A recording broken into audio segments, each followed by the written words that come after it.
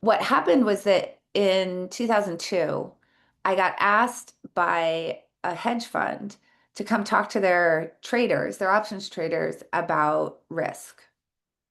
And they wanted me to do that through the lens of poker. And what I actually talked about to them about was not risk per se, but risk attitudes. How do you approach your decisions about how sort of risk seeking you're going to be versus risk averse you're going to be, dependent on the path that you've been on. So I was just pointing out, and this is a well-known finding in science, that if you've been losing a lot, you'll tend to get pretty risk seeking within a game. And then if you've been winning a lot, you'll tend to become pretty risk averse. Um, Meaning, I'm going to gamble a lot if I'm losing because I'm trying to get my money back. And I'm going to prefer not to gamble to protect the win that I already have. And this is a central part of something called prospect theory, which is from Daniel Kahneman and Amos Tversky. In fact, Daniel Kahneman won a Nobel Prize for his work in that. So this is a central finding that has been known in science since 1979.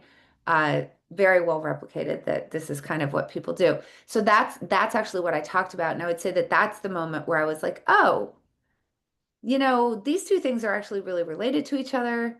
And as you think about the scientific findings, wow, you're like really seeing all of these at the poker table. And then you see that, first of all, it's a good sort of reinforcement that these things are really occurring in real life and they are really a problem. But then also, the good poker players have come up with interesting strategies to try to mitigate the effects of these things that I think can actually inform some of the science. And so the two disciplines can kind of like really reinforce each other and inform each other, and they're sort of synergistic, right? So that was really the first moment where I went, oh, in this very explicit way. I mean, I did realize I'd been sort of thinking about it all along because I was trying to sort of debias my um, the way that I was sort of trying to figure out what was going to make me a better player and why certain things happened at the table and that kind of thing.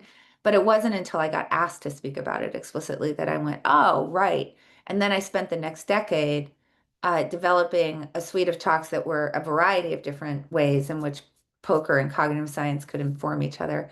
And that speaking eventually became my first general audience book, which was Thinking in Bets, and then obviously I've written some since then, but that was sort of the genesis of that.